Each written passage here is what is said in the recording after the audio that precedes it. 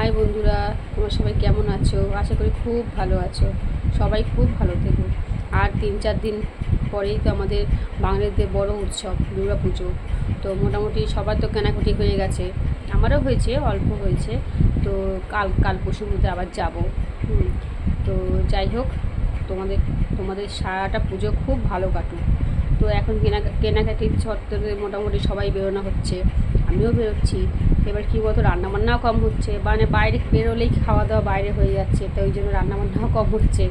তো আজকে রান্নাবান্না করেছি, দেখো ভাত, এটা সকালে করেছিলাম ভাত, এই হচ্ছে আলু সিদ্ধ, এই হচ্ছে পেঁয়াজ লঙ্কা দিয়ে মাখবো আলু সিদ্ধটা, তার সঙ্গে আছে মাছ ভাজা, তার সঙ্গে আছে এইটা চিকেন পকোড়া ছিল, এটাকে একটু ভাজলাম, তার সঙ্গে আছে ডিম ভাজা, তার সঙ্গে আছে পেঁয়াজ কাঁচা লঙ্কা, আর এই সকালে মা রান্না করে দিয়ে গেছিলো মাছের ঝোল।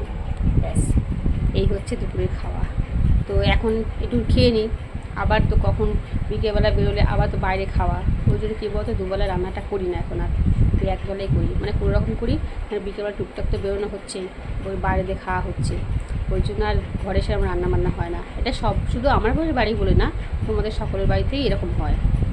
মানে পুজো আসছে আসছে বা পুজোর মুখে বা পুজো চলছে, সেই সময় বাড়িতে কে রান্না করে বলো? তো চলো খেয়ে নিই, তোমাদের সবার খাওয়া হয়ে গেছে, তো আমি এবার খেতে বসবো। চলো বন্ধুরা, টাটা, পরে আবার আসছি।